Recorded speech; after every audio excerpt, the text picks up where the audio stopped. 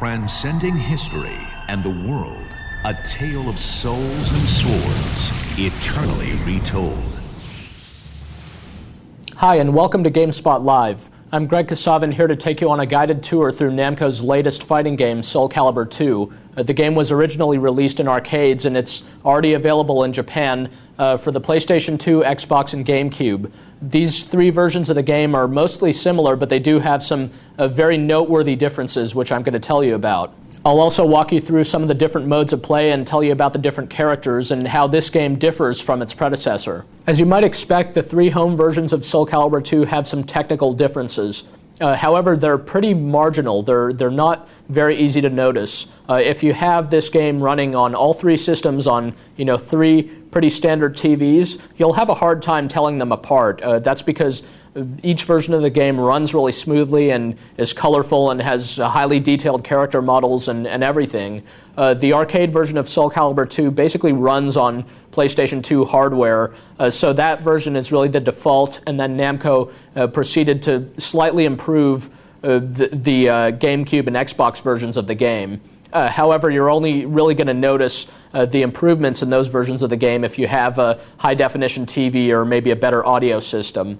In the end, if you want technically the best version of Soul Calibur 2, you're going to want to get the Xbox version. It's got 720p HD TV support, so if you've got a high-definition TV set, you could get this thing running in a really nice and sharp resolution. It's also got Dolby Digital 5.1 surround sound, so if you've got a nice sound setup, it'll take advantage of that too. The other versions aren't quite as impressive from this kind of standpoint, but if all you've got is your basic television set, you'll be hard-pressed to notice the differences between the three. They all run smoothly and they look great in their own right. For most multi-platform gamers, the deciding factor in which version of Soul Calibur 2 they get is going to come down to which of the three exclusive characters they most want to play as. Each version of Soul Calibur 2 has its own exclusive character that isn't in the other versions of the game. This is kind of an interesting decision by Namco and makes it so that no one version of Soul Calibur 2 is truly complete. At the same time, the presence of one exclusive character for each system is going to make it so that only the hardest of the hardcore Soul Calibur 2 fans are going to want to own more than one of these versions. At any rate, on the PlayStation 2, the exclusive character is Heihachi Mishima from the Tekken series. He's kind of the old karate master, the evil bad boss from the Tekken games who fights with his bare hands. He's actually got these new bracers for Soul Calibur 2, which he uses to deflect the enemy weapons with. He's actually quite powerful, even though he doesn't fight with swords or staffs or anything like the other characters do, and Tekken fans will quickly get a grasp on his moves, since most of them will be familiar, even though he does have a few new tricks. On the Xbox, the exclusive character is none other than Spawn, the Todd McFarlane comic book character. He fights with this hatchet, and he's really quite an interesting addition to the Soul Calibur 2 cast, since all of a sudden there's this comic book character fighting in there, but he actually fits in surprisingly well, and he's quite tough. And perhaps the most surprising exclusive character of all is Link, who's on the GameCube version of the game. Link, of course, is from the Legend of Zelda series, and he fights with many of his familiar moves, including, of course, the Master Sword and also his bow and arrow and his bombs and his boomerang. He also seems rather out of place in the world of Soul Calibur 2, and yet he can totally hold his own and has a lot of great moves that fans of the Zelda games will be quick to recognize. One new character added to all three versions of the game that wasn't seen in the arcade version is Necrid, another Todd McFarlane creation. Necrid is kind of this hulking monster character who reuses some of the other characters' moves, and he's surprisingly fast for someone his size. All three versions of the game have the same modes of play in them, so let's take a look at them using the PS2 version as a model. You've got basically your standard variety of fighting game style modes in here. You've got an arcade mode, there's a versus battle for 2 players, there's a time attack mode where you're just trying to get through the game quickly, there's a survival mode where you take on one opponent after the next using the same life bar, there's team battle where you can pick more than one character and you go through them in kind of a round-robin fashion. There's versus team battle, and there's also practice mode for learning and practicing each of the different moves for the different characters. There's also what's called the Weapon Master mode, and this is where a lot of the game's single-player value comes in.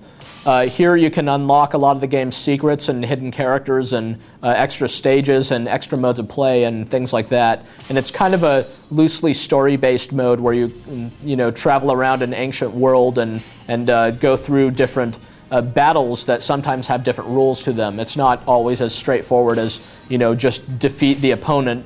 Sometimes you'll have to defeat him by using certain types of moves or knocking him out of the ring or some special victory condition like that. There are even these dungeon-style levels where you kind of go through these maze-like environments having to fight one opponent after the next until you finally reach the boss room.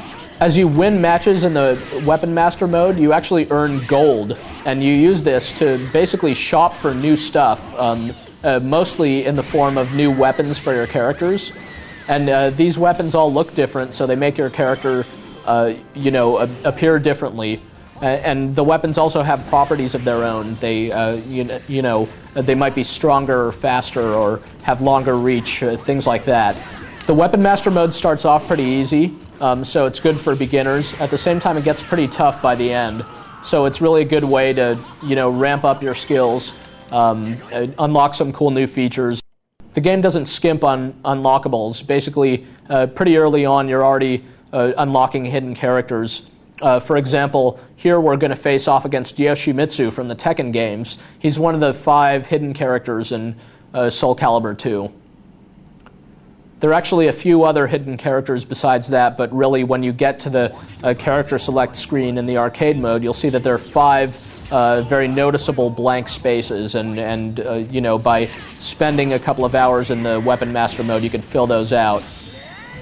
So we're going to make short work of Yoshimitsu here, although he's putting up a bit of a fight.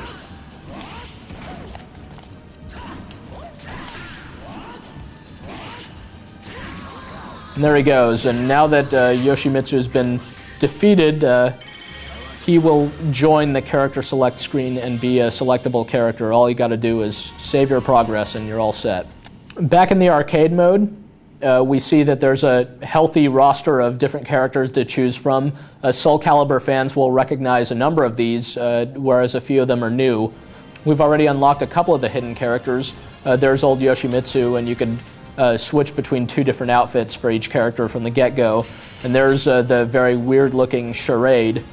So here's Heihachi, who I referred to previously. He doesn't need any kind of sword or any other kind of weapon. He just uses his bare hands. Here's Necrid, the other Todd McFarlane character who's in all 3 versions of the game. He's a bit strange, but certainly pretty dangerous.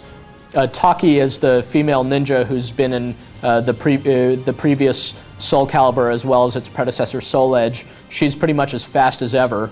Raphael is one of the new characters in Soul Calibur II. He's a fencer and has a lot of very cool-looking and very fast fencing strikes.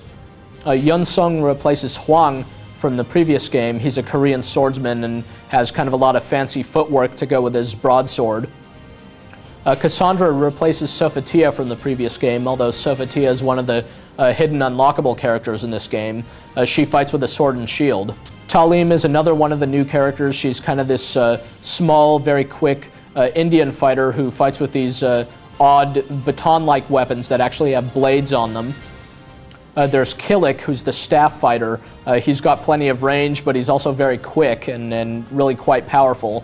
He was one of the favorites in Soul Calibur, and he's back.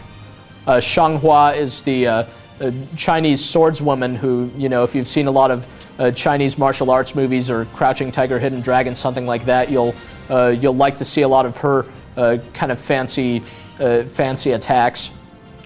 There's Maxi, who fights with nunchucks. He's very quick and deadly as he was in Soul Calibur and can really just take the opponent by surprise. Ivy has perhaps the most unusual weapon in the game. It's a sword that can kind of turn into a whip, a bladed whip at that, and can kind of entangle enemies and really cause them a lot of pain from either short or long range. Voldo is the resident freak of the game, and he's kind of looking as strange as ever there, and his eyes and his mouth are all bound up, and yet he's able to hold his own despite being unable to see or hear his opponent. Astaroth is kind of the monstrous Axeman and isn't the fastest character in the game, but is still plenty powerful. And then there's Nightmare, who wields the Soul Edge, which is kind of central to the plot of the game, and he's kind of this corrupted knight who has plenty of power and plenty of reach, and is someone that you're going to not want to get too close to. We'll dive right in with Mitsurugi here and talk about some of the game elements. As mentioned, Soul Calibur II involves the use of the 4 face buttons and the directional pad. The 4 buttons allow you to slash vertically and horizontally, to kick, and to guard. Using a combination of horizontal and vertical slashes, you could pretty easily string together, effective combos with most of the characters. And most of the other moves involve pretty simple combinations of directional motions and one touch of the button, or maybe using 2 buttons simultaneously. As with Soul Calibur before it, the action here is very, very fast. Defensive play probably won't work too well for you. If you just try to sit there and block everything that comes at you, it's only going to be a matter of time before the opponent throws you or catches you where you aren't looking or something like that. Every single character has a lot of moves for, striking the opponent wherever they may be, and you can move in any direction, to move out of the way of certain strikes. And as you play this game, if you're a fan of the previous Soul Calibur, you might notice that it's really apparently not that different. Sure, these characters look different, and they do have some new moves, but by and large, a lot of the moves are the same, a lot of the animations are the same. A lot of the tactics that you used in the previous Soul Calibur game probably still work here. Again, that's because Namco really didn't want to mess with success too much. But it is worth noting that there are some differences in the gameplay, particularly at high levels of play, where Namco basically spent more time working on how the hit priorities are between horizontal and vertical slashes. When certain hits connect and when they don't, things like that. So if you're an expert Soul Calibur player, you're definitely going to notice this stuff, and if you're more casual about the game, then it's going to seem a bit like more of the same to you. Nevertheless, more of the same has rarely been as enjoyable as it is here, because this game still, after all this time, plays extremely well. You can still beat opponents by knocking them out of the ring, but since you can run all around and move in any direction, there are ways of basically turning the tides, just as the opponent thinks he's going to knock you out of the ring, you can slip around behind him and knock him out instead. So these tend to be very fast-paced and intense matches, lots of back and forth.